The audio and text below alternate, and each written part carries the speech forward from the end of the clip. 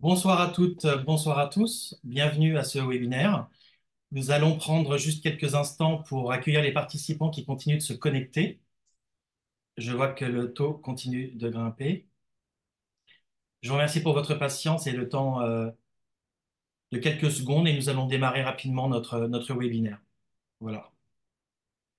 Bonsoir à tous. Merci de nous rejoindre. Bonsoir, bienvenue.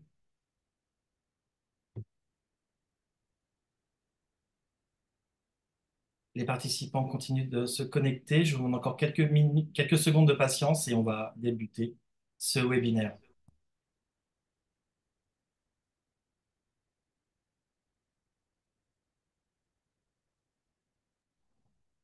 Voilà.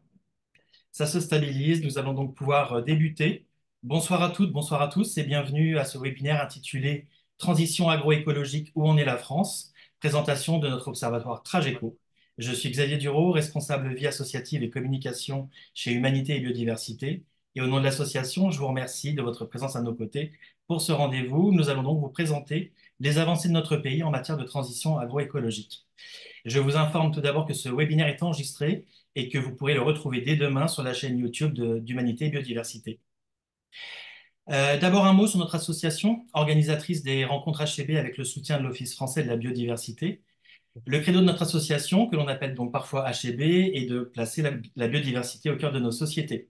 Donc, nous sommes une association nationale créée en 1976, reconnue d'utilité publique, agréée au titre de la protection de la nature par le ministère de la Transition écologique, et dont Hubert Reeves fut le président d'honneur de 2015 jusqu'à son décès il y a à peine un an. Humanité et Biodiversité est présidée depuis 2015 par Bernard Chevassus-Louis, avec à ses côtés un collège d'administrateurs et d'experts, et avec le soutien de ses adhérents, l'association mène des missions de sensibilisation à la préservation de la biodiversité auprès du grand public, d'acteurs économiques et sociaux, publics ou privés, mais aussi par des actions de plaidoyer auprès du gouvernement, des parlementaires et des élus locaux, toujours dans un souci de dialogue. Par le biais de ces échanges, mais également par la publication de nos études et revues, nous proposons des solutions concrètes et fondées scientifiquement afin de mobiliser l'ensemble de la société. Humanité et Biodiversité a par ailleurs publié cette année un petit guide d'action de plaidoyer pour donner tout un chacun des raisons d'agir au quotidien. Et vous pouvez le trouver en téléchargement libre sur notre site internet humanité-biodiversité.fr, mais aussi sous la vidéo YouTube dès demain. N'hésitez pas à consulter nos actualités sur notre site, donc humanité-biodiversité.fr, à vous inscrire à notre newsletter et à nous suivre sur les réseaux sociaux. Ceci étant dit, je vais maintenant vous présenter les experts qui sont à l'origine de l'Observatoire de la transition agroécologique, Trageco, et qui va vous être explicité, et sur lequel ils ont longuement travaillé naturellement. Tout d'abord, M. Bernard Chevassus-Louis, biologiste, ancien président du Muséum national d'histoire naturelle et président d'Humanité et Biodiversité. Nathan Orenberger, chargé de mission politique de la biodiversité au sein de notre association. Et enfin, Marianne Kess, stagiaire et chargée de l'actualisation de Trageco sur la période 2021-2022. Voilà, j'invite tous les participants à envoyer leurs questions par écrit exclusivement sur le menu QR questions-réponses qui se trouve au bas de votre écran. Et nos intervenants prendront le temps de vous répondre, notamment à la fin de cette conférence. Je passe maintenant la parole à Bernard Chevassus-Louis et vous souhaite à toutes et à tous un excellent webinaire. Merci Xavier. Est-ce que vous m'entendez bien Parfaitement. Parfait. Donc effectivement, je vais vous présenter cet observatoire et nous allons le faire en quatre parties. Je vous présenterai tout d'abord les objectifs de cet observatoire et la méthode que nous avons utilisée. Et ensuite, Nathan Orenberger vous présentera les principaux résultats. Je reprendrai la parole pour faire la synthèse de ces différents paramètres et présenter le taux de transition global. Et Marianne Kiss vous donnera un aperçu des perspectives 2021 et 2022 de cet indicateur. Alors commençons par les objectifs. Notre objectif, c'était de voir à partir des indicateurs dont on pouvait disposer sur les relations entre biodiversité et agriculture, comment on pouvait regrouper toute cette information dans un seul indicateur synthétique qui permettrait de mesurer le niveau de transition effectif de l'agriculture française vers l'agroécologie. Et comme vous allez le voir, on considère l'agriculture française comme une immense ferme, c'est-à-dire c'est un indicateur au niveau de l'ensemble de l'agriculture française. Alors, la première étape, c'était de recenser les indicateurs disponibles. Et donc, on a recherché dans des bases de données européennes, françaises, internationales. Et je vous signale deux travaux qui sont disponibles en ligne et que vous pouvez consulter sur ces indicateurs. Tout d'abord, un travail que j'avais présidé à la demande du ministre de l'Agriculture pour accompagner le plan agroécologique qui avait été lancé en 2011. Et d'autre part, un travail que nous avions poursuivi avec le soutien de l'ONB, l'Office national, pardon, l'Observatoire national de la biodiversité, pour recenser tous les indicateurs disponibles sur ce thème de biodiversité et agriculture.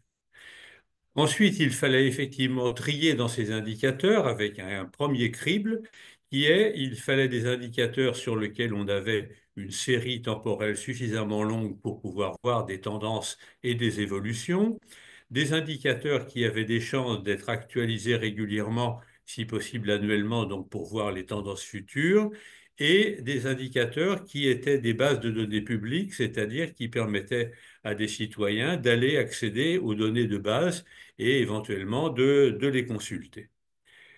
Et le deuxième crible, c'était effectivement de voir quels sont les indicateurs pour lesquels on avait des objectifs politiques, c'est-à-dire des déclarations au niveau national ou européen disant nous voulons développer ou aider la transition écologique et nous devrons atteindre telle valeur cible, donc quantifiée, et avec une référence dans le temps, et on a centré sur 2030 comme référence dans le temps.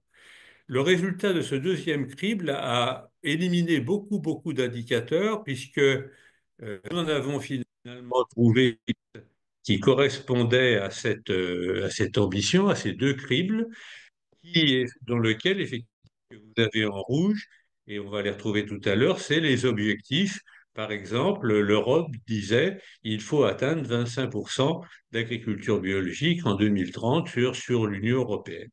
Alors, pour les présenter de manière un peu plus, disons, de schéma global, on peut dire qu'il y a deux types d'indicateurs. Des indicateurs de pratiques favorables, l'agriculture biologique, la culture de légumineuses, le carbone des sols, et puis des indicateurs de pression qui sont au contraire défavorables, et en particulier les excédents d'azote, les émissions de gaz à effet de serre, et puis les pesticides. Par contre, nous n'avons pas trouvé d'indicateur direct sur la biodiversité et donc nous faisons l'hypothèse effectivement que certaines de ces pratiques ou certaines de ces pressions influencent de manière notable la biodiversité. Et puis ensuite, ben, il fallait standardiser ces indicateurs pour effectivement pouvoir les regrouper. Et l'idée, c'était de les standardiser sur une échelle qui allait de 0 à 100, en disant le niveau 0, eh bien, c'est avant le début de la transition agroécologique en tant que discours politique. Donc c'est là, donc le niveau de l'indicateur pour 2010 sera le niveau 0, et la valeur qu'on veut atteindre en 2030, eh bien, ça sera le niveau 100. Et donc, ce taux de transition agroécologique, eh bien, c'est une valeur entre 0 et 100 qui va mesurer où est-ce qu'on en est dans la progression de cet indicateur. Donc, voilà le schéma pour résumer ça. Le niveau 0, c'est le point de départ de l'indicateur. Le niveau 100, c'est ce qu'on veut obtenir en 2030. Et le taux de transition agroécologique, eh bien, c'est cette valeur standardisée pour une année donnée, donc chaque année, de où est-ce qu'on en est par rapport sur cette échelle de 0 à 100. Et donc, je vais m'arrêter là et puis je vais passer la parole maintenant à Nathan qui va vous démontrer, pour les 7 paramètres que nous avons sélectionnés, où est-ce qu'on en est à l'année 2020.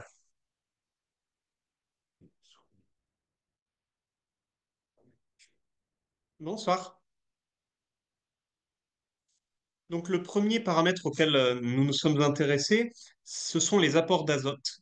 Donc dans les apports d'azote, nous avons cumulé à la fois les apports d'azote totaux, c'est-à-dire les engrais azotés qui sont apportés aux cultures. Ils apparaissent ici sur la courbe brune, donc le taux de transition agroécologique des apports totaux. Donc pour ce paramètre, nous voyons qu'on atteint pour l'année 2020 une valeur de 21. Donc puisque le taux de transition agroécologique vise d'atteindre 100 en 2030 par rapport à une base 2010. En 2020, nous devrions être à 50. Ce sera le cas pour l'ensemble des paramètres que nous allons présenter.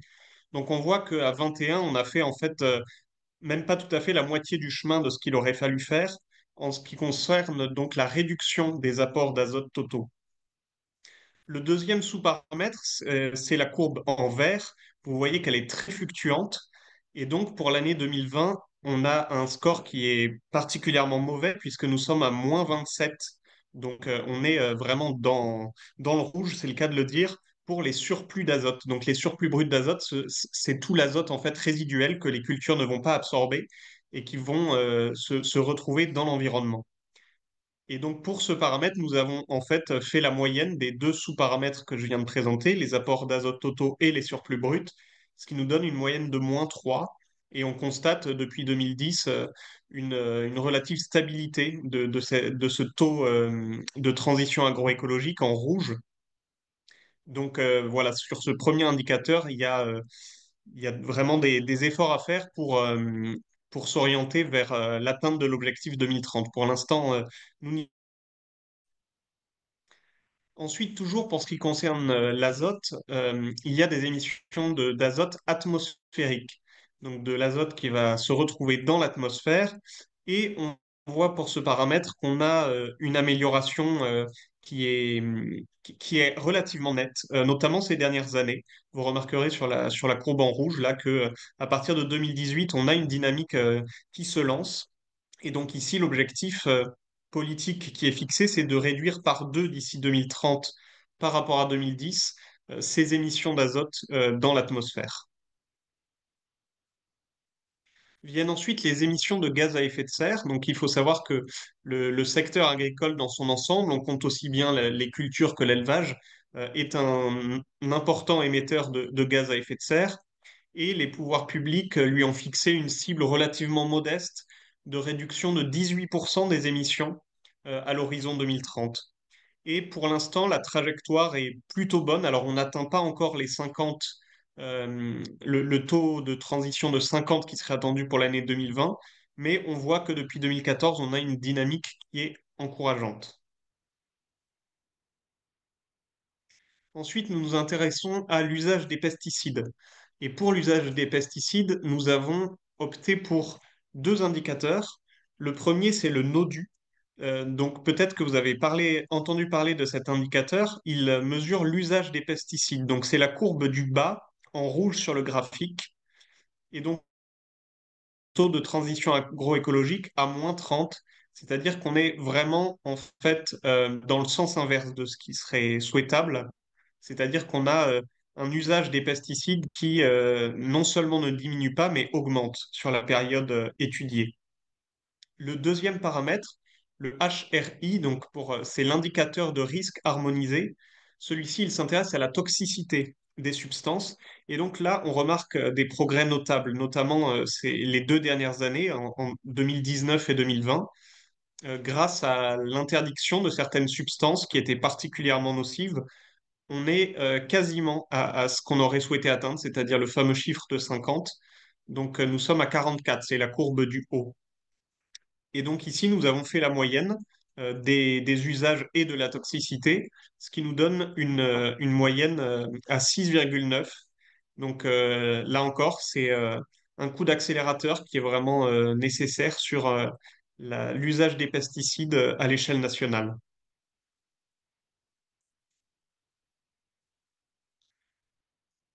Alors la réduction des pesticides, c'est une chose, et une autre chose, c'est le développement de l'agriculture biologique, donc sans pesticides de synthèse, qui sont particulièrement nocifs pour l'eau, pour la biodiversité.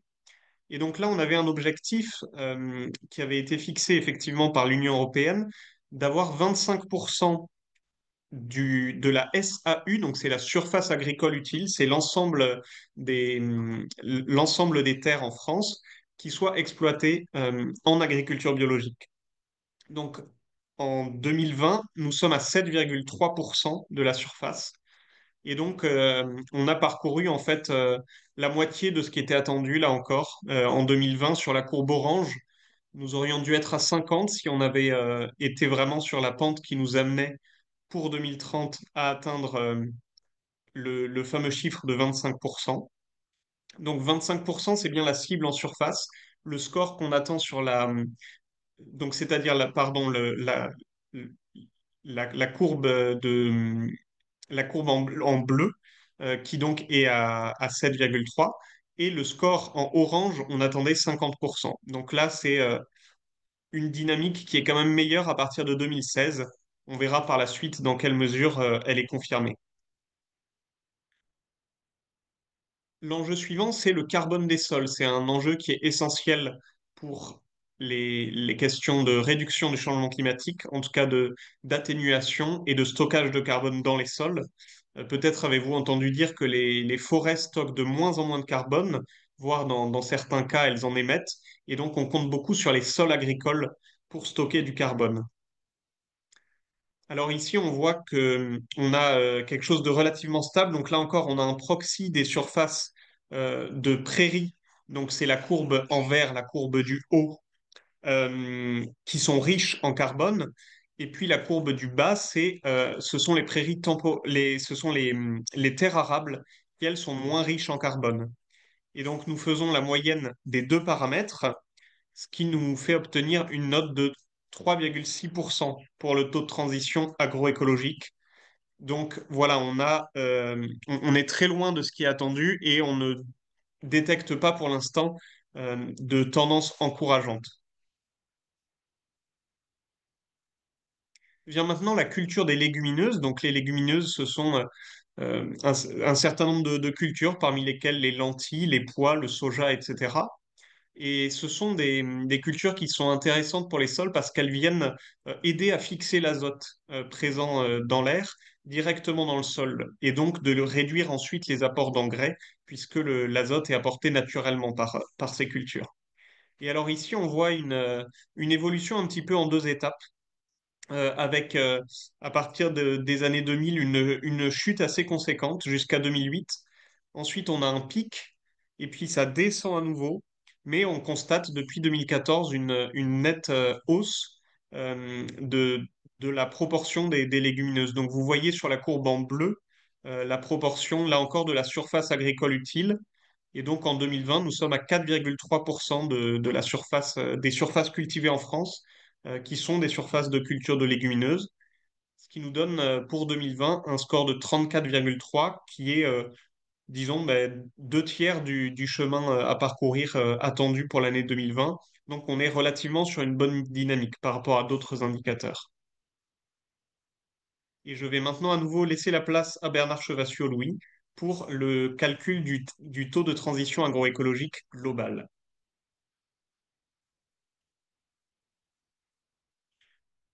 Oui, avant de reprendre la parole, on va faire une petite séquence de questions et je passe la parole à Xavier.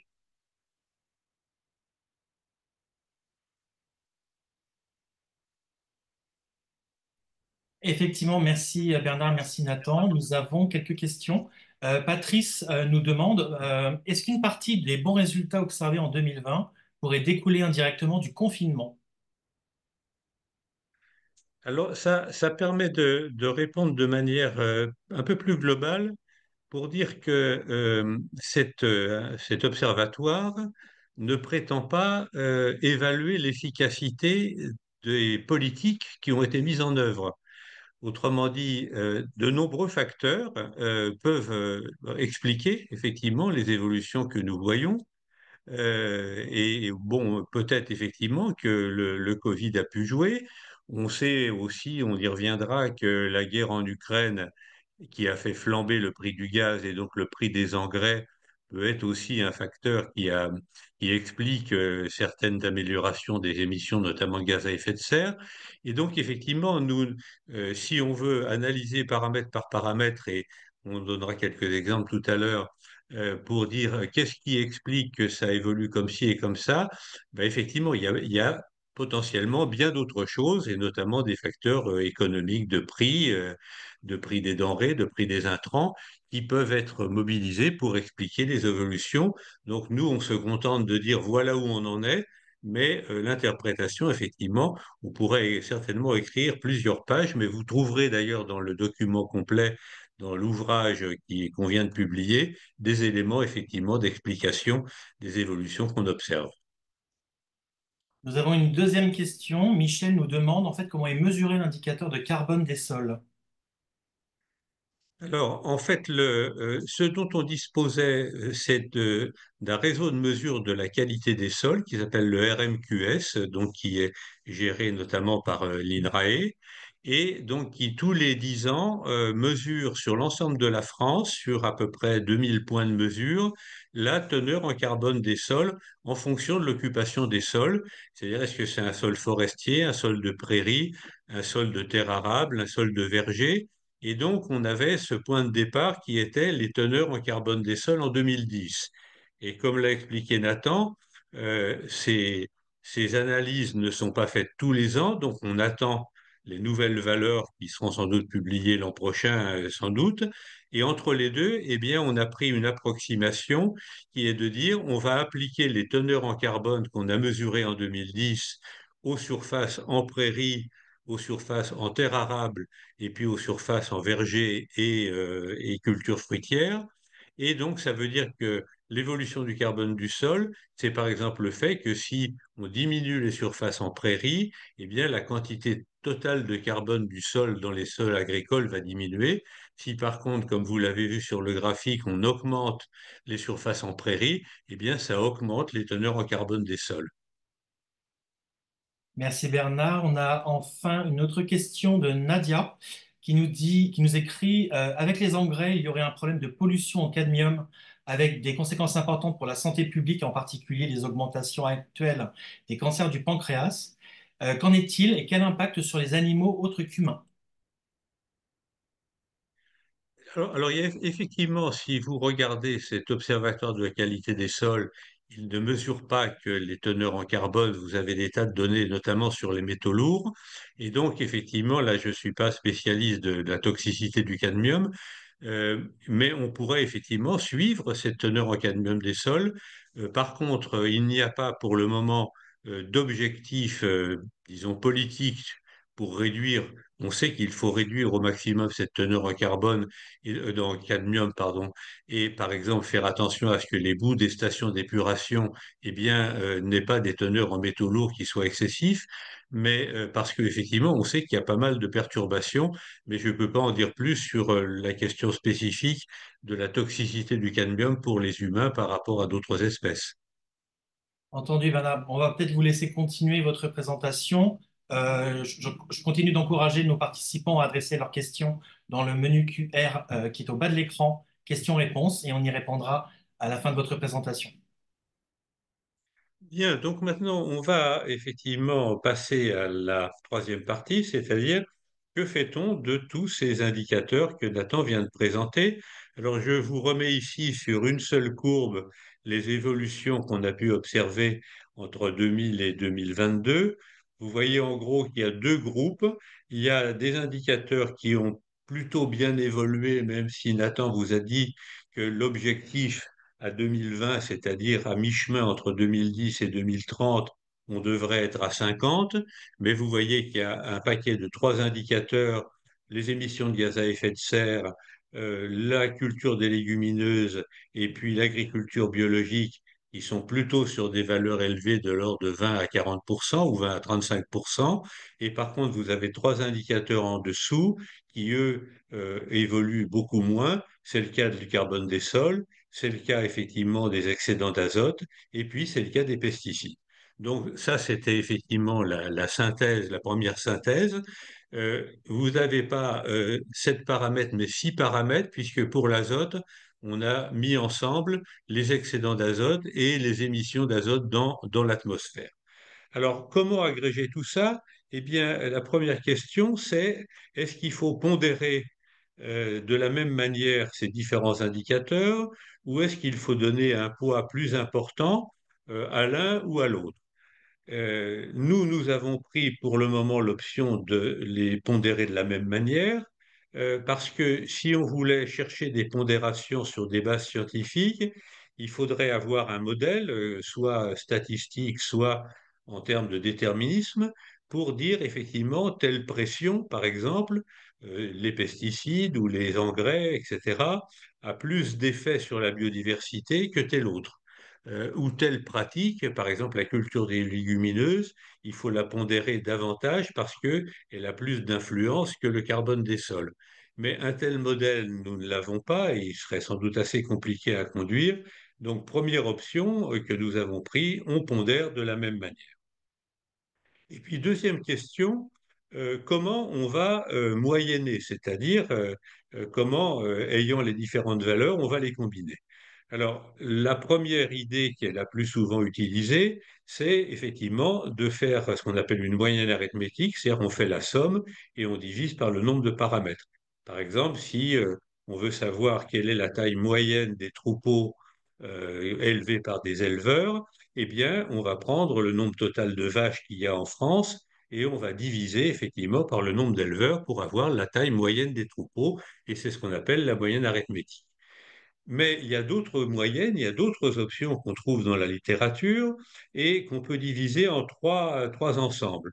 Le premier ensemble, c'est ce qu'on appelle des moyennes majorantes, c'est-à-dire des moyennes qui vont donner une plus forte pondération, une valeur plus forte aux valeurs élevées.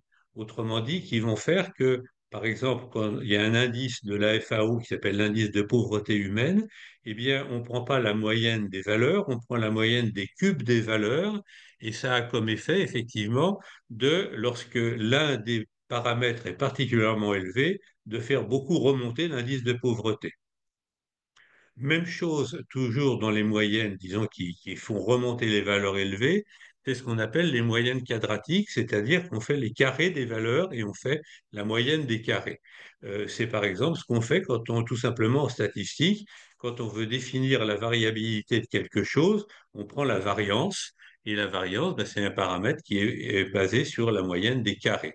Et puis, un exemple pour reprendre la taille des troupeaux, si on se met non pas dans la perspective d'un éleveur, mais dans la perspective d'une vache, et qu'on se dit quel est le nombre moyen de vaches qui entourent une vache donnée. Autrement dit, quelle est la taille du troupeau vu par une vache, dans quelle moyenne de troupeau vit une vache, eh bien, on peut démontrer, je ne vous fais pas la démonstration, que dans ce cas-là, c'est effectivement la moyenne quadratique qui rend compte de l'environnement du troupeau vu par la vache. Et deuxième ensemble, c'est des moyennes qu'on peut appeler minorantes, c'est-à-dire des moyennes qui, au contraire, vont donner un poids plus élevé aux valeurs faibles, autrement dit, qui vont faire que quand il y a une valeur faible, elle ne sera pas compensée par une valeur forte ayant un écart équivalent. C'est ce qu'on appelle la moyenne géométrique. Et pour prendre un exemple, l'indicateur du muséum sur les oiseaux communs en milieu agricole, eh bien, prend toute une série d'oiseaux spécialistes des milieux agricoles et prend la moyenne géométrique des abondances et non pas la moyenne arithmétique. Autre moyenne minorante, ce qu'on appelle les moyennes harmoniques, l'exemple qu'on peut donner, c'est si vous avez toujours un troupeau et que vous voulez savoir à quelle vitesse la consanguinité va évoluer dans ce troupeau, eh bien, on prend la moyenne harmonique du nombre de mâles et du nombre de femelles reproducteurs dans ce troupeau. Et vous voyez que cette moyenne harmonique, toujours dans le même exemple, eh bien, va être encore plus basse que la moyenne géométrique. Et puis, le dernière option, c'est ce qu'on appelle le critère déclassant. On le trouve par exemple pour ce qu'on appelle la qualité écologique des masses d'eau, et c'est l'indicateur qu'utilisent les agences de l'eau. Et c'est aussi, on le trouve également quand on fait le reportage de l'état de conservation des habitats européens. Qu'est-ce qu'on fait? Eh bien, on décrit les masses d'eau ou les habitats par un certain nombre de paramètres et on prend celui qui est le plus bas. Autrement dit, si on a un paramètre qui est à 10, eh bien, et que les ondes sont au-dessus, eh bien, on dira c'est à 10. Ça veut dire que, par exemple, pour qu'une masse d'eau soit qualifiée comme étant en bon état écologique, il faut que les différents paramètres soient au niveau d'un bon état ou d'un très bon état. Il suffit qu'un des paramètres soit un paramètre de mauvais état pour que la masse d'eau soit déclarée en mauvais état écologique. Donc, vous voyez effectivement qu'il y avait toute une série d'options et on pourra le détailler. Il y a un document dont je vous donnerai les références. Nous, là aussi, nous avons pris l'option la plus simple parce que nous n'avions pas de raison solide quelques raisons techniques, mais pas de raisons très solides de choisir autre chose que cette moyenne arithmétique. Donc, on a pris la somme des paramètres et on a divisé par le nombre de paramètres, c'est-à-dire par nos 6 paramètres. Alors, après ce long développement, vous devez être impatient de voir qu'est-ce que ça donne. Donc, on a opté pour la mathématique et voilà donc ce résultat. Donc, vous avez ici 2 périodes. La période qui est en rouge pointillé, qui va de 2000 à 2010 et qui décrit les évolutions avant, disons, le début des politiques agroécologiques. Et puis ensuite, la période qui va de 2010 à 2020 et qui, après une certaine stagnation, eh bien, monte à partir en gros de 2016 pour arriver à cette valeur de 18,7%. C'est-à-dire que sur cette échelle de 0 à 100, eh bien, on est à 18,7, alors que, comme on vous l'a dit, si on voulait être sur la tendance qui nous emmènerait à 100% en 2030, on devrait être aujourd'hui aux alentours de 50. Alors, pourquoi cette stagnation, cette lenteur au démarrage à partir de 2010? C'est parce que, effectivement, ce n'est qu'à partir de 2010, vous l'avez peut-être vu, qu'on a les données sur les pesticides. Et comme les pesticides sont particulièrement, enfin, évoluent de manière particulièrement négative, eh bien, ça explique cette période de stagnation. Et je vous mets ici le même graphique, mais dans lequel on a éliminé les pesticides, donc c'est sur 5 paramètres, eh bien, vous voyez effectivement que là, les choses sont plus régulières. Autrement dit, qu'on a une tendance à l'augmentation du taux de transition agroécologique qui commence en gros dès les années 2010-2011 et même avant. Autrement dit, vous pouvez remarquer que la tendance avant qu'il y ait une politique agroécologique est assez similaire à ce qu'on peut voir à partir de 2010-2011, c'est-à-dire à partir de ces fameuses politiques agroécologiques. Par contre, ça ne change pas énormément le taux moyen, puisqu'il est là de 21% hors phyto, alors qu'il était de 19% avec les phytos. Voilà donc effectivement où nous en sommes.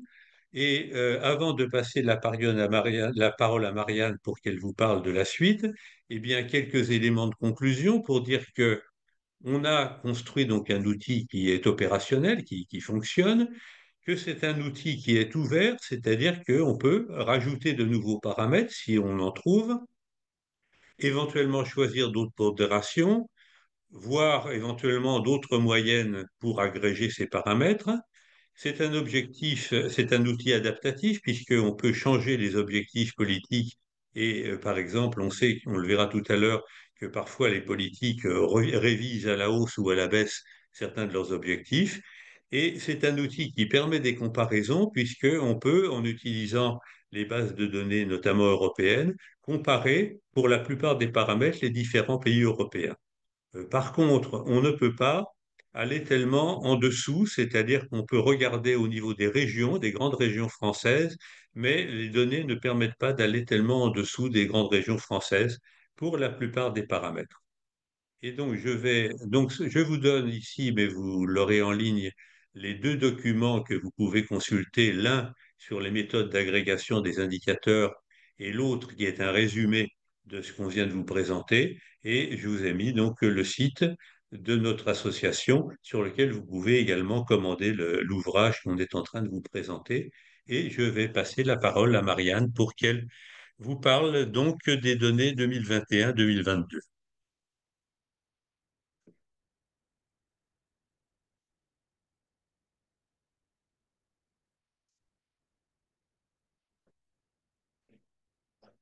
Bonsoir.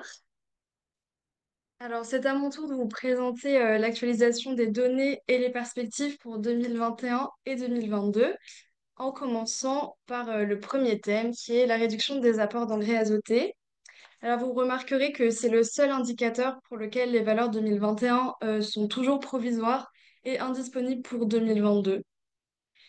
Alors, les apports d'engrais, donc, qui correspondent au graphique en barre bleue, poursuivent leur baisse tendancielle qu'elles ont engagée en 2015, 2014. Et en prévision 2020, pour 2022, cette baisse devrait continuer dans la même lancée, car la campagne d'achat des engrais minéraux pour 2022 est en baisse par rapport à 2021. En termes de taux de transition agroécologique, donc la courbe en rouge, celui-ci est à la hausse en 2021 par rapport à 2020 et devrait poursuivre donc son augmentation en 2022. Donc si le rythme se maintient pour cet objectif de réduction de 20% des apports d'engrais, eh bien l'objectif pourrait être atteint en 2030.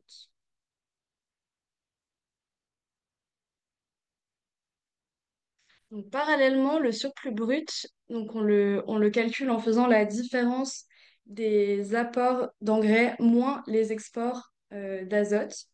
Donc il est au plus bas pour l'année 2021. Il est au plus bas depuis 2012 et en un an, ce surplus a été réduit de moitié. Et en 2022, en revanche, on enregistre une baisse des rendements des cultures principales, notamment des céréales, qui pourrait induire donc une baisse de ces exports.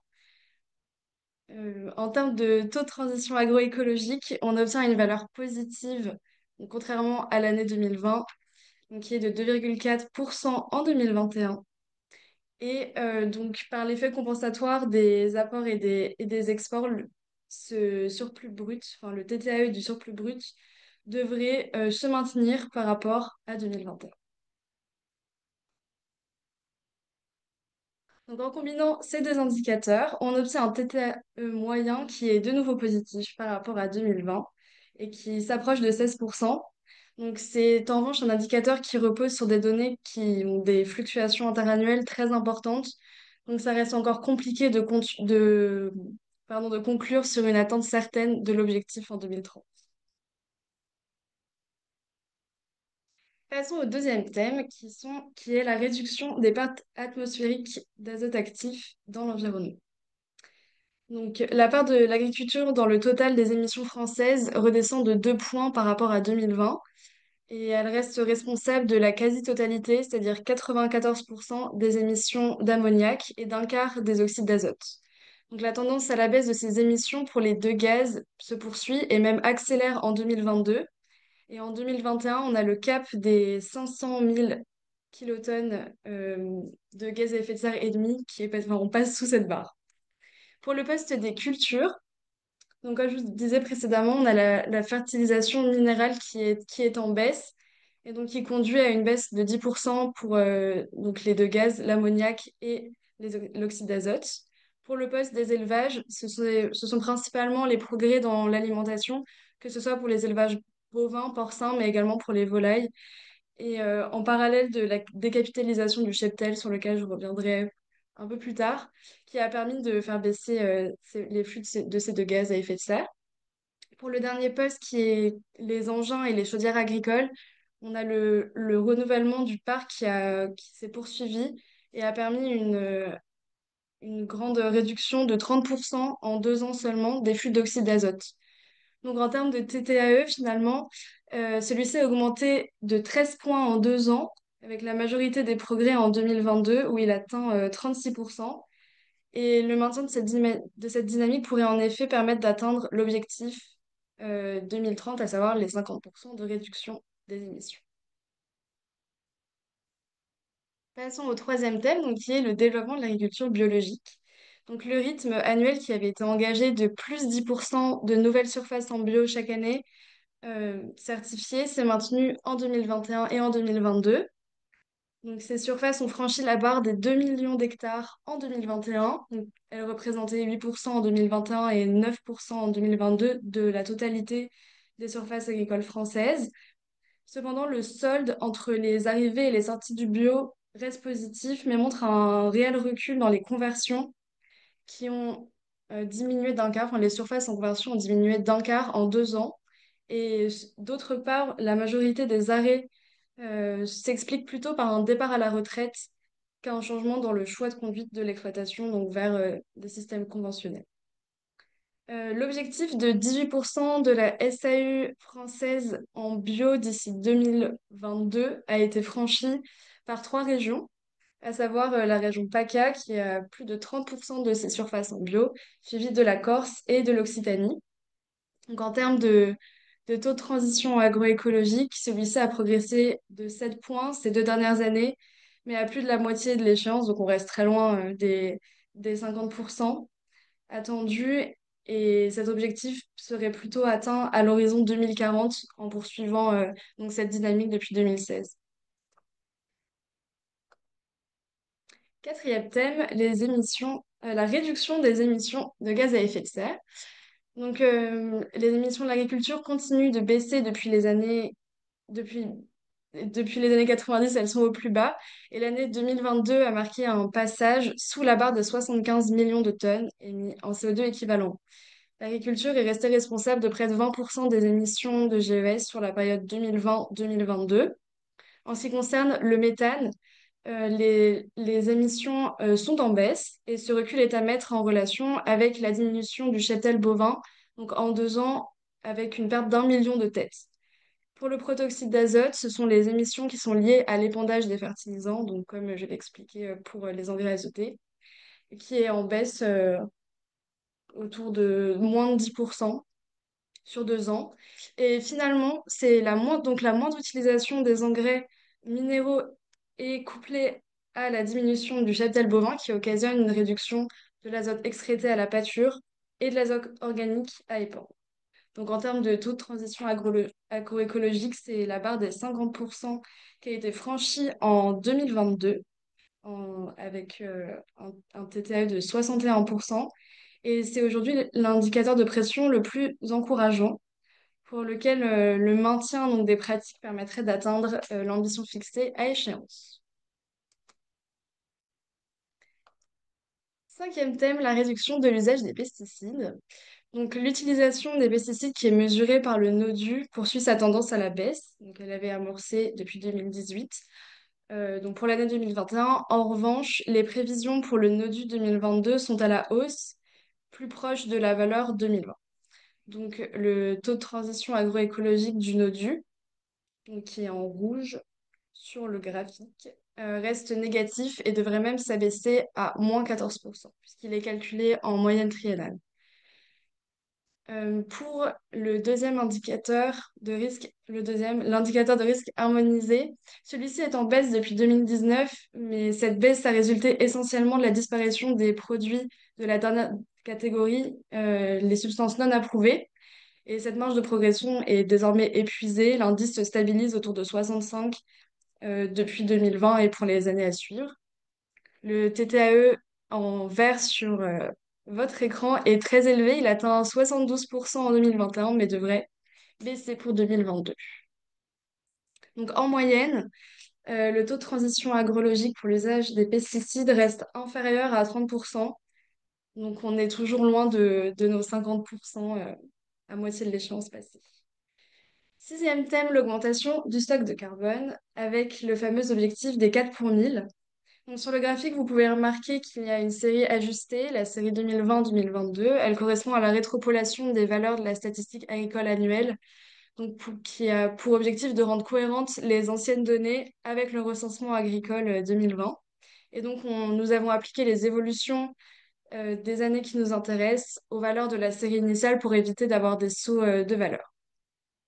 Donc, la surface agricole utile totale de la France a diminué de 30 000 hectares depuis 2020 et la répartition de l'usage de ces sols a également été modifiée et donc la capacité de stockage du carbone est en fait en baisse sur 2 ans, malgré une légère amélioration qu'on peut voir en 2021. Les terres arables, qui constituent plus de la moitié de cette SAU, est en léger recul, mais compensée en partie par la hausse des prairies artificielles. Les prairies permanentes, qui sont celles qui stockent en moyenne le plus de carbone, restent stables. Et au contraire, les surfaces en culture permanente, dont la capacité donc, à stocker le carbone est la plus faible, ont diminué en 2 ans. Donc, le taux de transition agroécologique pour cet indicateur est remonté donc, à 4% en 2021, mais devrait redescendre à 3% en 2022. Et ce rythme est nettement inférieur aux 4 pour 1000 attendus. Et donc, pose encore des questions pour l'atteinte de l'objectif en 2030. Notre dernier thème, donc le développement des cultures de légumineuses. Donc, la tendance à la hausse de ces surfaces depuis 2013 touche à sa fin en 2021 et prend une pente descendante en 2022. Donc les surfaces en légumineuses ont reculé de près de 2% en 2 ans. Elles représentent à peu près 5% de la SAU française. Donc c'est également une part en recul pour les surfaces non légumineuses par rapport à 2020. La part destinée à l'alimentation animale est majoritaire, elle est de près de 90%. On a les fourrages en culture pure qui sont en augmentation et au contraire les légumineuses à graines qui sont en déclin, donc sur ces 2 années. Pour l'alimentation humaine, on a aussi les surfaces en légumineuses sèches qui diminuent tandis que les légumineuses fraîches augmentent. Donc plusieurs pistes d'explication peuvent apporter des éléments de réponse pour cette évolution. Donc, tout d'abord, des éléments agronomiques. Et on constate la diminution du rendement du pois en France et pas globalement depuis les années 2000, enfin pas à l'échelle internationale, ce qui peut être dû au déplacement des surfaces du nord vers la zone intermédiaire, où les sols sont plus superficiels et les contraintes hydriques et thermiques sont plus marquées. Et un autre élément économique qui a été mis en évidence par l'Institut technique qui s'appelle Terrinovia, donc cette étude avait pour objectif de mesurer la marge brute du poids dans les principaux bassins de production. Et donc elle démontre une rentabilité annuelle moyenne qui est insuffisante dans le contexte du prix et de rendement sur la période 2019-2023 en comparaison à d'autres grandes cultures.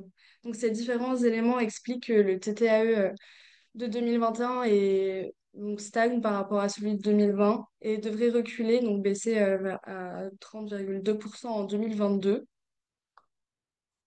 Donc on reste toujours loin des 50% de TTAE attendus.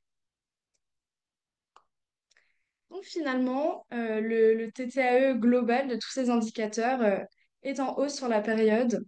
Enfin, chaque indicateur a un TTAE en hausse sur la période, à l'exception des surfaces en légumineuses qui stagnent, voire reculent, et pour l'usage des produits phytosanitaires dont l'utilisation est en hausse pour ces 2 années.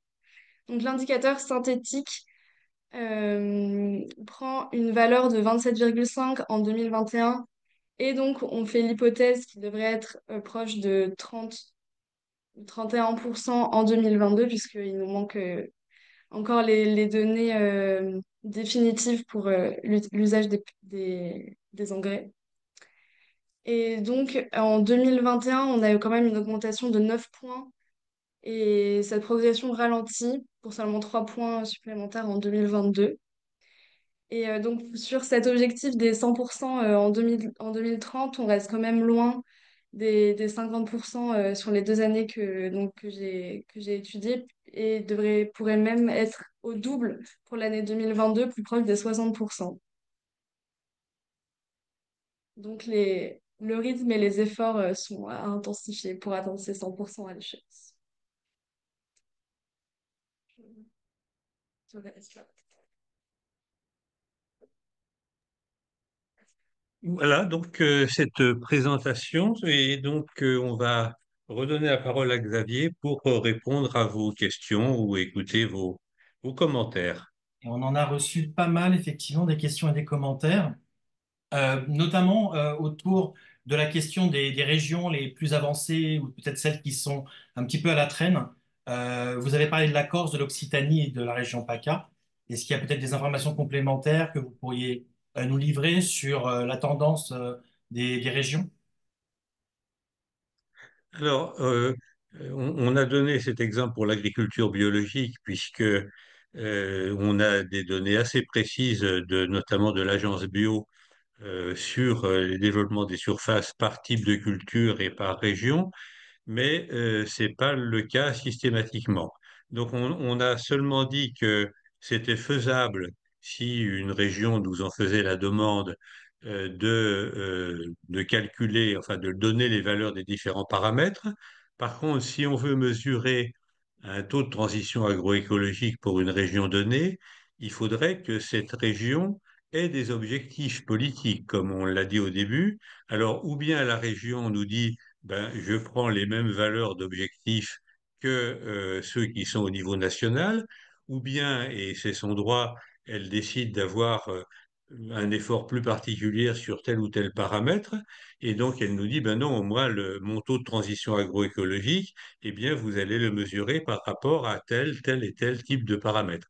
Et donc, on a seulement dit, là, dans cette présentation, que c'était faisable et qu'on pouvait répondre à une demande de région, mais on n'a pas fait ce travail. De même qu'on a dit qu'on pouvait le faire pour comparer des pays européens, mais pour le moment, on n'a pas réalisé ce travail. S'il y a une demande qui s'exprime, on le fera peut-être. Merci Bernard. Nous avons Michel qui nous demande en fait comment est considérée cette méthode et les résultats par le ministère de l'Agriculture et de la Souveraineté alimentaire, mais aussi par la Chambre d'agriculture de France. Eh bien, en tout cas, cet indicateur a maintenant un statut officiel puisqu'il a été reconnu par l'Observatoire national de la biodiversité parmi les indicateurs qui seront publiés régulièrement par le ministère de la le ministère de la Transition écologique. Par contre, nous avons effectivement envoyé cet ouvrage aux différents ministères, aux différentes chambres d'agriculture, aux différents syndicats agricoles. Et donc, ben, nous attendons, puisque c'est tout récent, la diffusion de cet ouvrage, nous attendons avec impatience et surtout avec intérêt les réactions qui se manifesteront autour de ce travail. Nous avons un autre Michel qui nous fait part d'un commentaire et d'une question. Les 6 paramètres ne sont pas indépendants les uns des autres. Les pesticides, les émissions de GES ou le carbone des sols ne sont pas les mêmes dans les surfaces en agriculture bio que dans les autres. Ne faut-il pas en tenir compte dans l'agrégation? Alors, c'est une excellente question. Puisque, ben, par exemple, on voit bien que, euh, par exemple, la diminution du cheptel bovin va avoir des effets à la fois sur les émissions atmosphériques d'ammoniac, mais aussi sur les émissions atmosphériques de méthane, et donc les paramètres sont corrélés. Et donc, ça veut dire que si on avait un grand nombre de paramètres, si celui qui pose la question connaît un peu les statistiques, il faudrait effectivement avoir des tableaux et regarder ce qu'on appelle la matrice des corrélations, et puis voir quels sont effectivement, comment on peut tenir compte effectivement de ces relations entre les paramètres. Mais pour ça, il faudrait des bases de données beaucoup plus importantes, puisque il faudrait avoir à une échelle beaucoup plus fine les valeurs des paramètres pour pouvoir calculer ces fameuses corrélations. Mais effectivement, c'est une question que l'on voit bien. J'en profite pour dire aussi que une des choses qu'on ne voit pas avec cet observatoire, c'est les émissions, ou en tout cas ce qui se passe dans les surfaces agricoles qui sont extérieures à la SAU française, mais dont on importe les produits.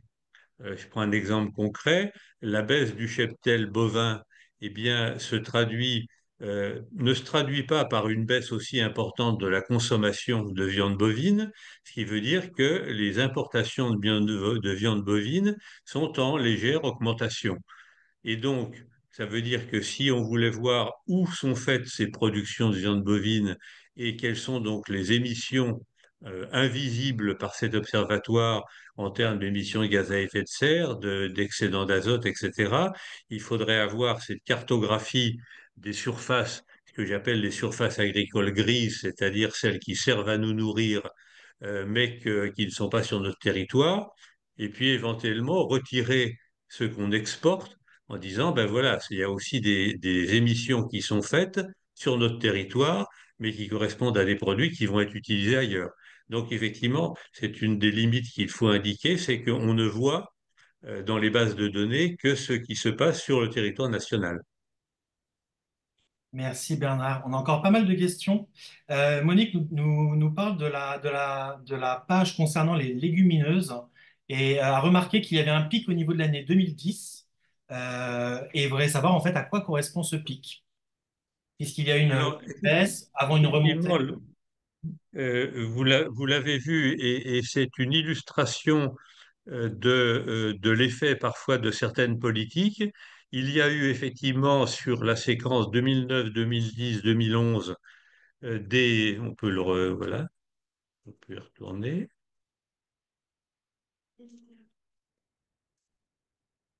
Voilà. Il y a eu des annonces de soutien de la politique agricole commune tout à fait intéressantes sur le prix des légumineuses. Il y avait un effet de relance, mais qui n'a pas duré. Et ça montre bien cet effet. Donc il y a eu une sorte d'embellie transitoire par rapport à la tendance, effectivement, à la baisse des surfaces en légumineuses, avec effectivement cette relance à partir de 2012 d'un soutien à la production des légumineuses, pour lequel, effectivement, Marianne vous a montré que le soutien semble s'essouffler un peu, en tout cas que les surfaces semblent assez stagner. Et ça illustre quand même une chose, c'est qu'on dit souvent que les agriculteurs mettent du temps à s'adapter par rapport aux incitations et autres. En fait, lorsque une incitation est bien calculée, c'est-à-dire est vraiment incitative, c'est un bel exemple dans lequel il y a eu au contraire une forte réactivité des agriculteurs dès lors qu'effectivement la politique est accompagnée de moyens incitatifs qui sont bien calibrés. Bernard, Sandrine nous demande, est-ce que l'annonce de l'abandon de l'indicateur NODU par le gouvernement ce début d'année 2024 est-ce que cela reflète un renoncement à réduire l'usage des phytosanitaires et pesticides en France? On renonce à un indicateur pour renoncer à une ambition? Alors effectivement, on s'est arrêté là à 2021 et puis aux perspectives 2022. Et donc, on n'a pas intégré un certain nombre d'évolutions qui se sont faites à partir de 2023 et encore maintenant, et qui vont peut-être se faire aussi avec une future loi d'orientation agricole. Donc, on n'a pas voulu faire de la rétro-politique d'une certaine manière, et on a dit, on a travaillé à objectifs constants. Mais on sait que effectivement, ces objectifs peuvent être éventuellement soit révisés. Ça a été dit, par exemple, pour l'agriculture biologique, dans lequel la France a dit on ne va pas adopter l'objectif de 25% proposé par l'Union européenne. Nous, on va prendre 21% seulement. Et donc, à partir de 2023, il faudra qu'on change effectivement cet indicateur.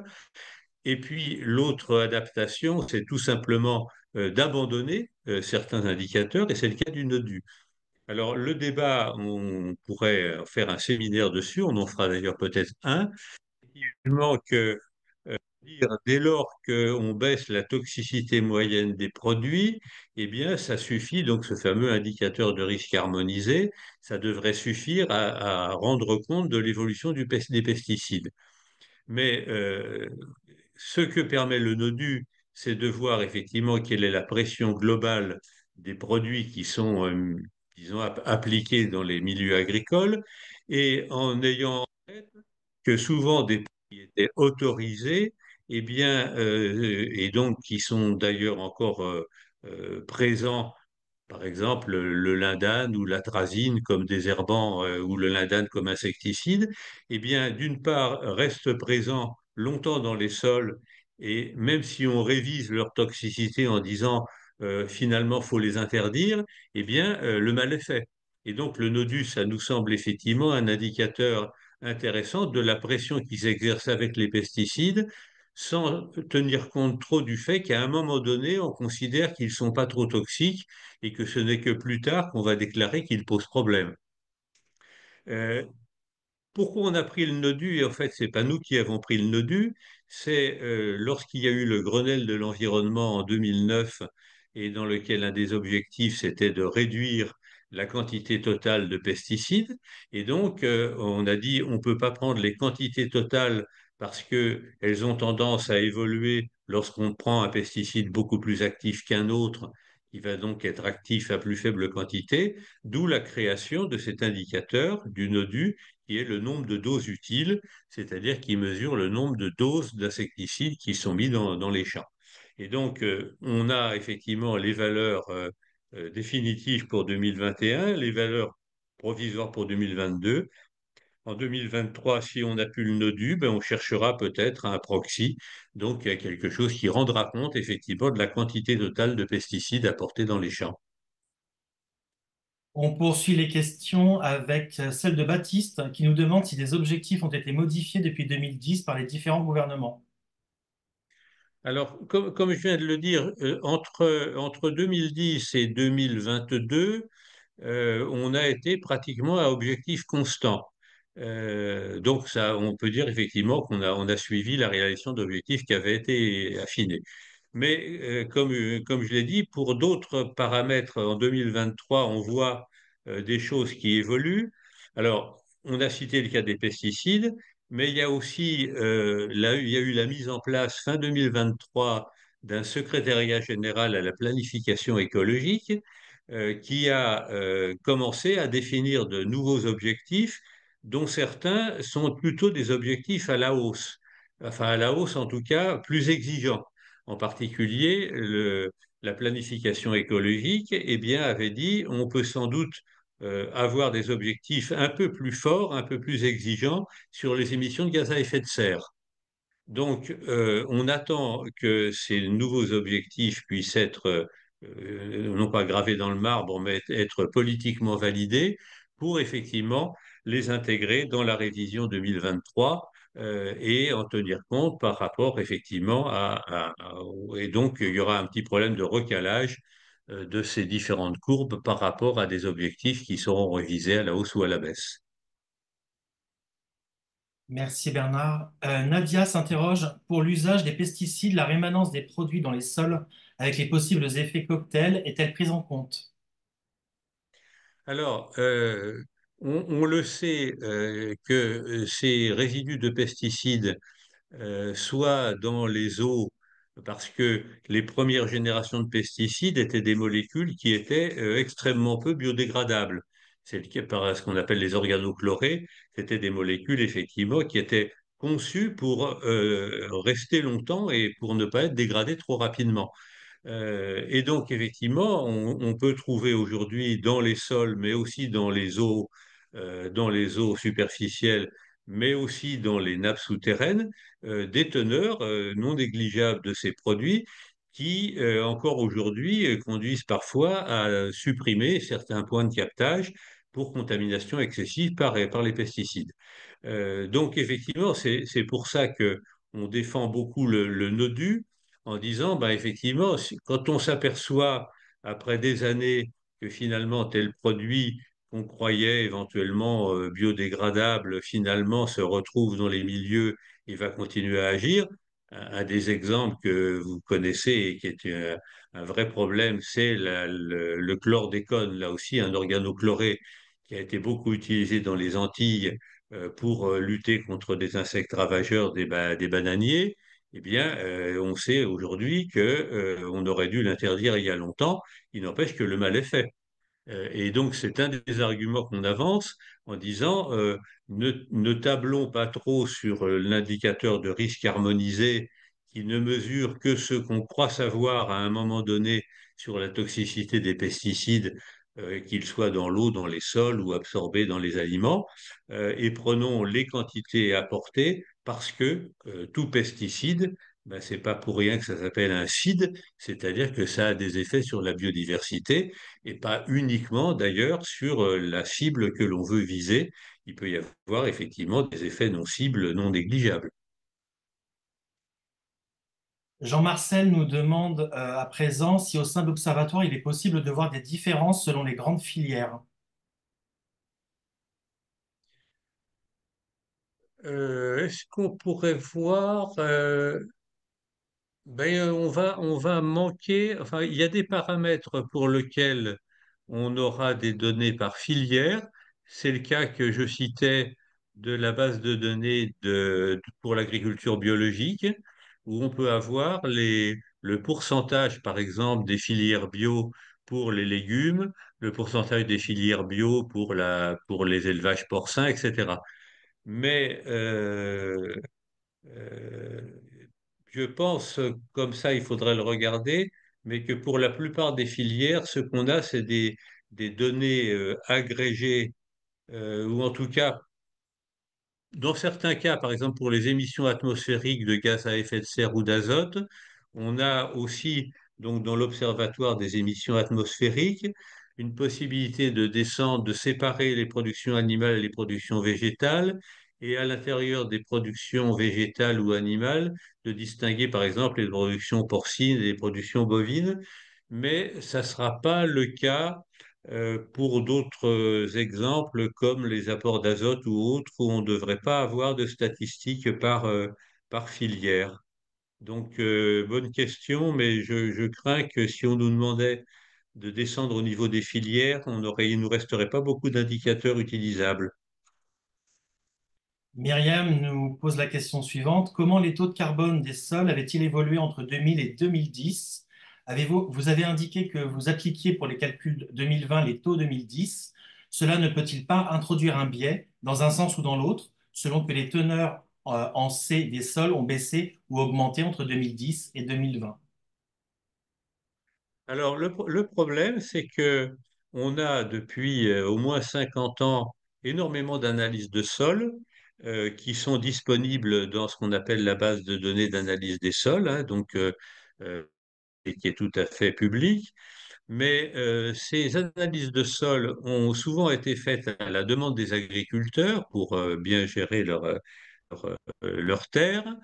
Ce qui veut dire qu'on a à peu près 5 millions de données d'analyse de sol, mais on peut difficilement, alors on peut toujours en faire des moyennes pour voir si ça évolue, mais comme certaines régions ont demandé beaucoup d'analyses de sol, c'est pas toujours les mêmes endroits qui refont des analyses d'année en année, eh bien, cette base de données d'analyse de sol est pratiquement inutilisable ou il faudrait un travail énorme pour en tirer un signal fiable d'évolution des teneurs en carbone des sols sur le long terme.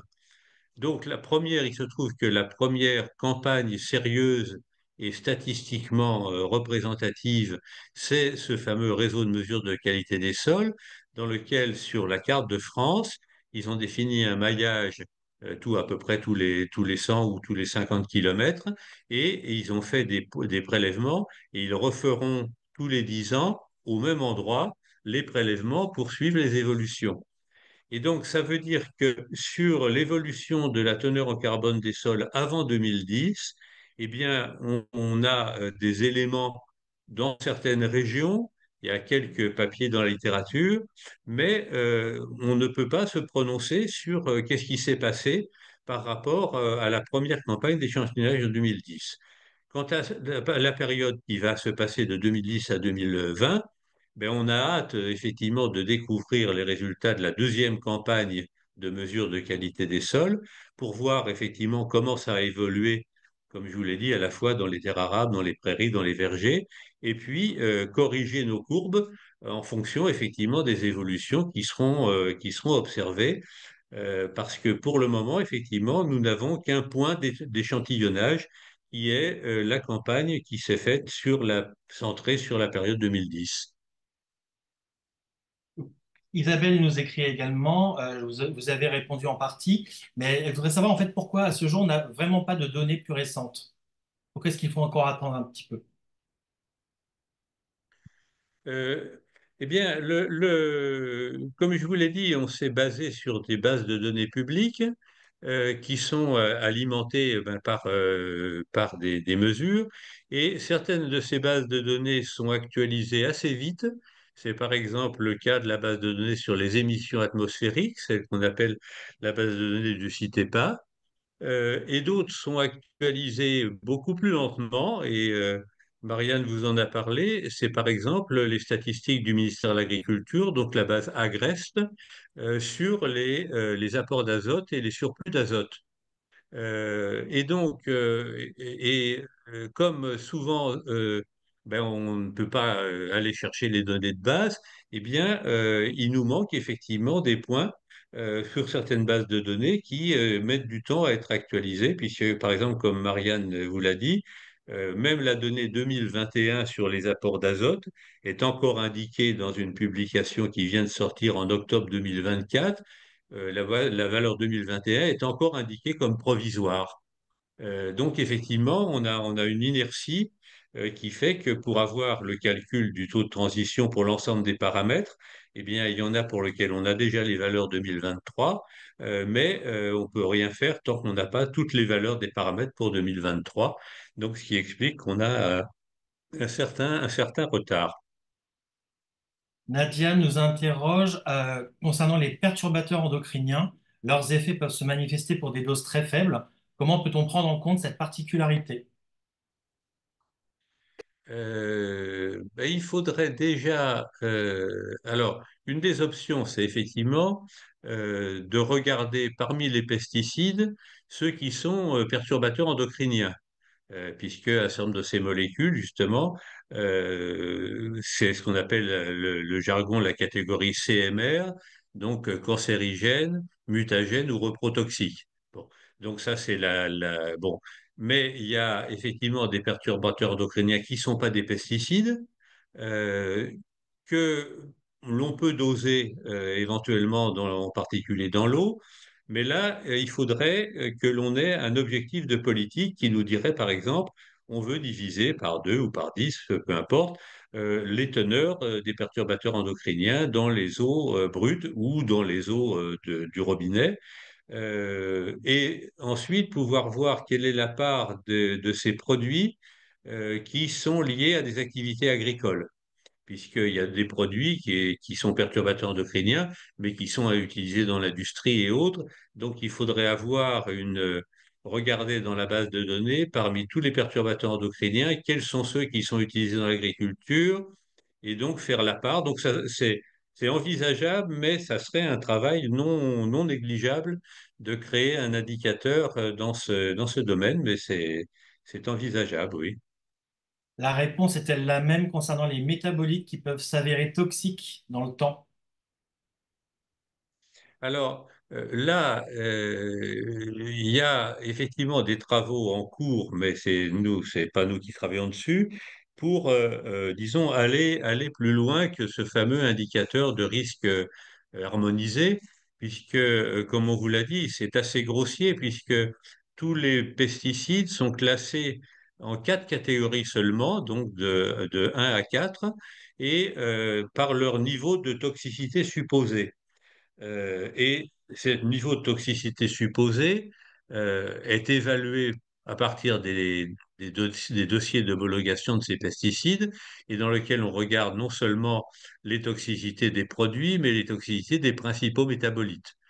Il se trouve effectivement que ceux qui sont particulièrement toxiques, soit directement, soit à travers leur métabolique, qui parfois sont plus toxiques, vont être dans les catégories 3 et 4 de l'ensemble.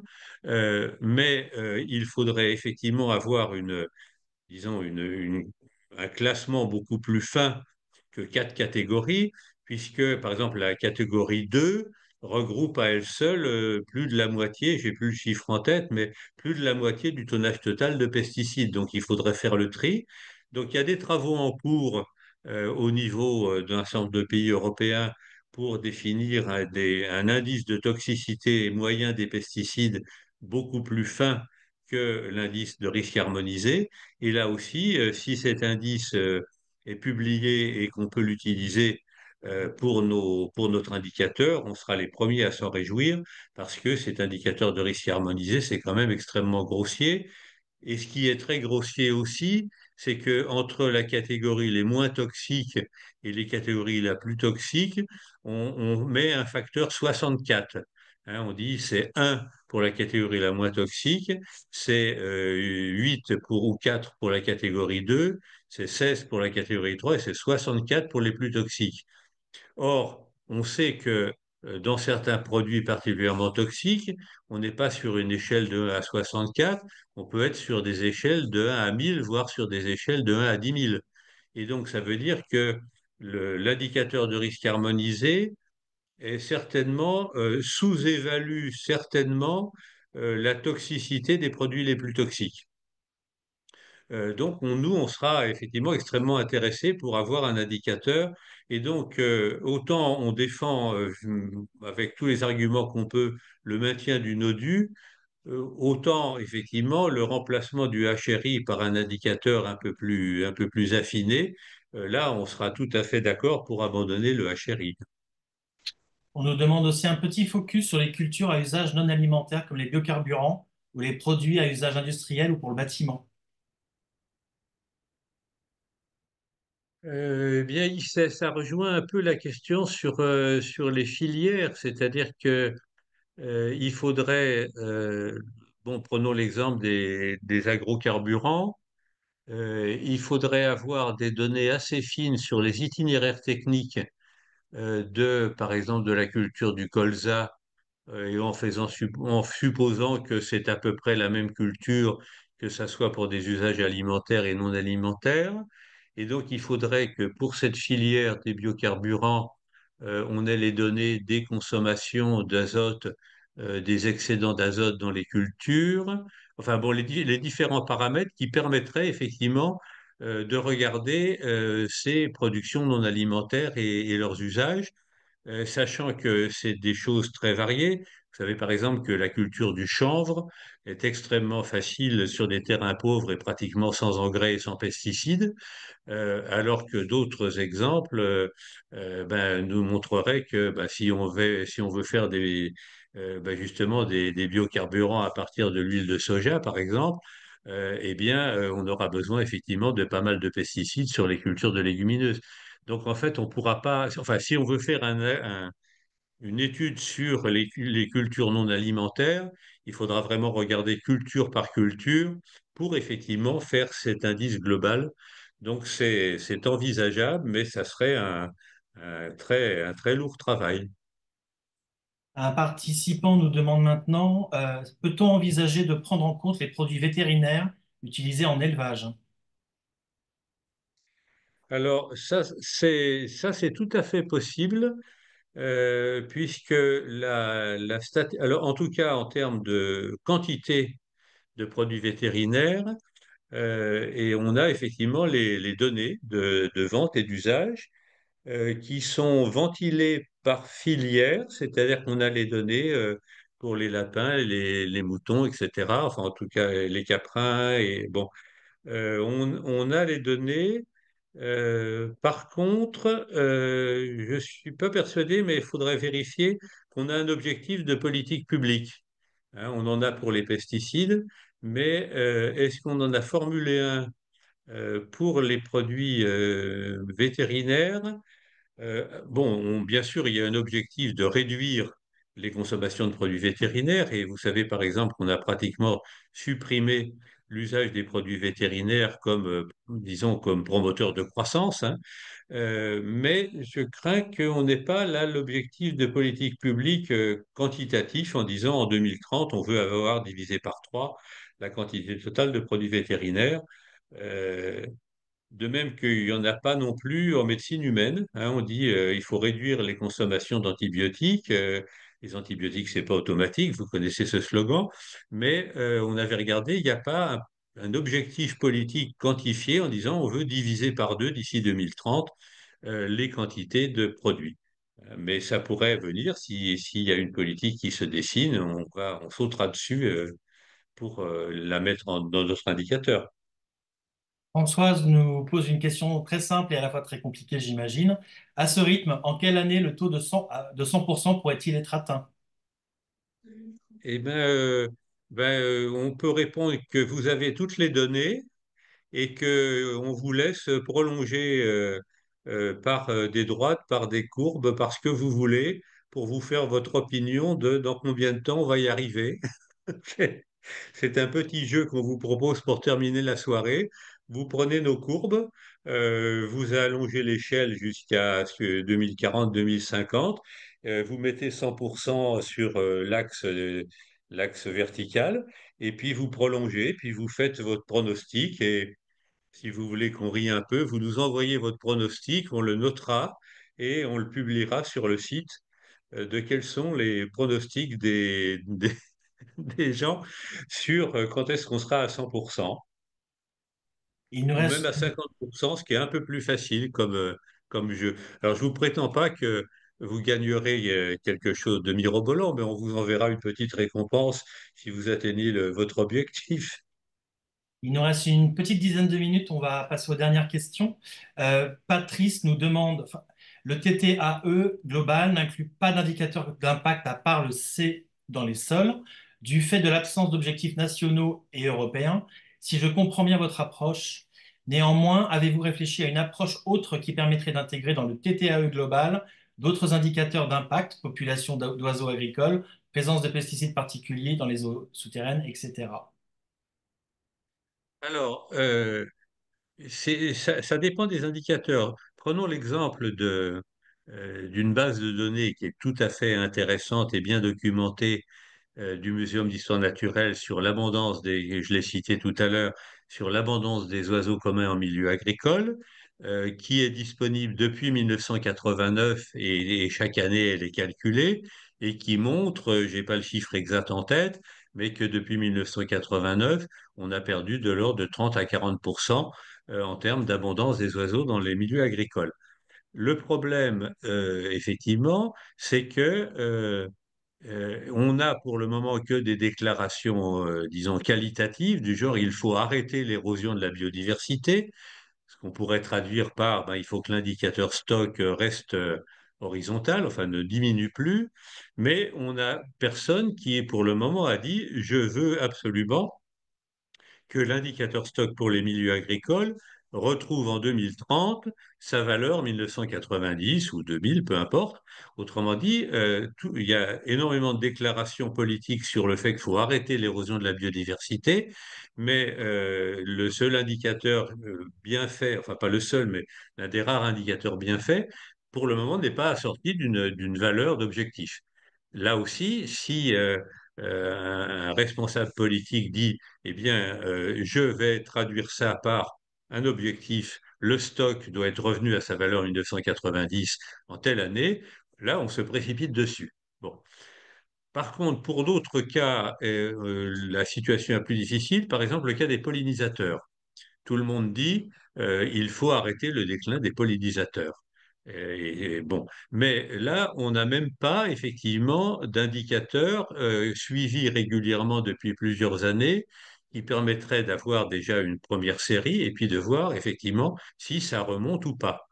Donc, effectivement, un autre exemple qu'on pourrait intégrer, mais qui me pose problème, c'est est-ce que vraiment les haies dans les milieux agricoles, qui ont beaucoup régressé au cours des années, eh bien, vont effectivement remonter avec la décision du gouvernement d'augmenter de 50 000 kilomètres. Je me tourne vers Nathan, c'est bien ça, 50 000 kilomètres le linéaire de haies dans notre pays. Et il est bien dit que c'est pas uniquement planter 50 km de haies, c'est augmenter, c'est-à-dire que même si on en enlève à d'autres endroits, il faut qu'au total, ça augmente de 50 000 kilomètres. Le problème, c'est qu'on n'a pas de données solides qui mesurent les haies en kilomètres depuis 20 ou 30 ans. C'est-à-dire que suivant les bases de données, on a des petits segments qui tantôt mesurent les surfaces des haies, tantôt mesurent les surfaces des haies dans lesquelles il y a des grands arbres et pas les surfaces des petites haies. Et donc, on a une difficulté, si on voulait étalonner cette nouvelle politique du gouvernement augmenter de 50 000 kilomètres, eh bien, pour le moment, on n'a pas le système statistique qui va permettre de suivre. Il y a des gens qui travaillent dessus et peut-être qu'on sortira bientôt un indicateur qui permettra de suivre ça. Et là aussi, on se précipitera dessus avec plaisir pour intégrer cet indicateur des infrastructures écologiques. Bernard, on va prendre une dernière question avant de conclure. Sandra nous demande, est-ce que les agriculteurs, dans le cadre de la crise actuelle, ont conscience de leur dépendance à la biodiversité? Comment les associations peuvent rétablir le dialogue et travailler ensemble à la transition qui sera positive pour l'agriculture et pour la biodiversité? Ben, on peut dire que comme question finale, elle est à 100 000 dollars. Parce qu'effectivement, c'est toute la question de notre association et de bien d'autres associations qui est comment effectivement persuader les agriculteurs et d'autres d'ailleurs, d'autres professions, que protéger, restaurer la biodiversité, c'est pas uniquement parce qu'on aime bien les petites bêtes et les petites plantes, c'est parce que on en a besoin. L'agriculture en a eu besoin autrefois et continue à en avoir besoin. Et donc le fait de perdre de la biodiversité, eh bien les agriculteurs à moyen terme en seront les premières victimes parce que effectivement tout ce qu'on appelle l'agroécologie, eh bien ça a pour but de s'appuyer sur la biodiversité et son fonctionnement, justement pour diminuer la dépendance à toute une série d'intrants, bah, par exemple les pesticides, mais aussi les engrais. Si on veut, par exemple, augmenter la teneur en azote des sols sans apporter des engrais minéraux, eh bien, il faut utiliser les bactéries qui sont capables de fixer l'azote de l'air pour mettre de l'azote dans les sols. Et donc, on essaye effectivement d'expliquer que cette transition agroécologique, eh bien, c'est le futur de l'agriculture et effectivement, elle ne va pas se faire immédiatement. Ce qu'on montre, ou ce qu'on essaie de montrer avec cet observatoire, c'est effectivement que c'est pas tout blanc ou tout noir et qu'il y a des choses qui progressent et qui ont même progressé depuis assez longtemps, qui montrent que c'est possible. On est les premiers à dire que, on l'a montré dans le cas des légumineuses, que dans certains cas, eh bien, si les incitations sont suffisantes, eh bien, on aura des résultats. Un exemple, dans le cas de l'agriculture biologique, Marianne vous a montré qu'on observait une tendance un petit peu à l'affaiblissement ou en tout cas à la stagnation.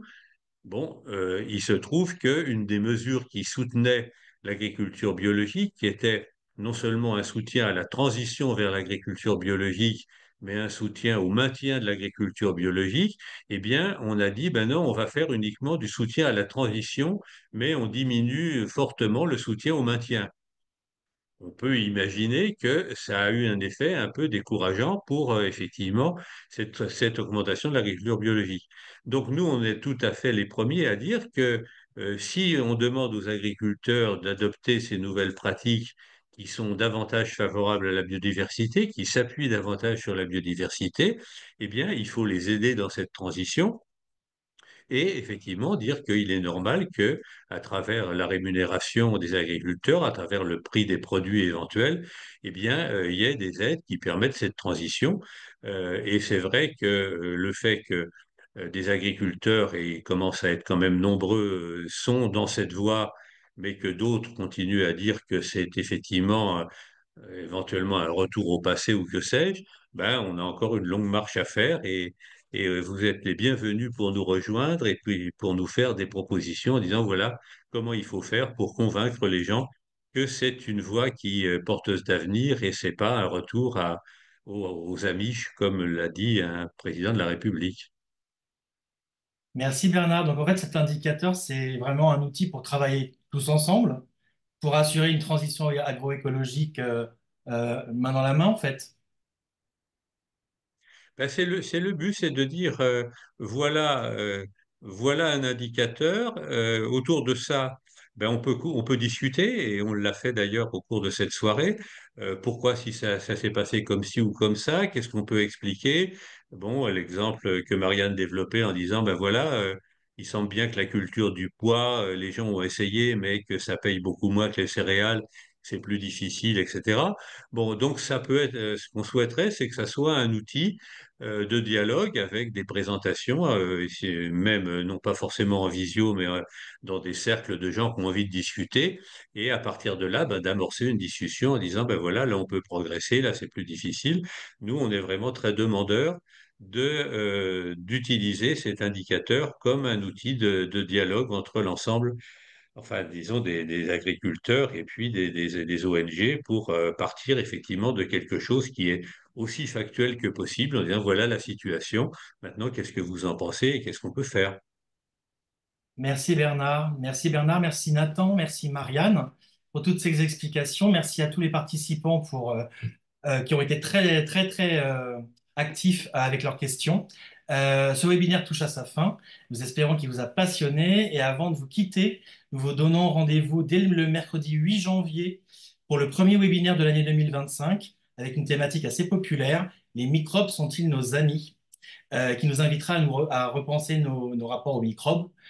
trop souvent diabolisés, et ils nous feront le point sur ce qu'ils nous apportent. Voilà, pour cet événement, nous aurons le plaisir d'accueillir Marc-André Sellos, microbiologiste, auteur et enseignant au Muséum national d'histoire naturelle, ainsi qu'Hélène Soublet, directrice de la Fondation pour la recherche sur la biodiversité et administratrice d'Humanité et Biodiversité. Voilà, donc rendez-vous le 8 janvier prochain à partir de 18h30, mais vous retrouvez tous les détails sur notre site internet et sur nos réseaux. À l'ensemble de tous nos participants et participantes, merci d'avoir partagé ce moment avec nous. Passez une excellente fin d'année et à très bientôt. Merci. Merci à tous.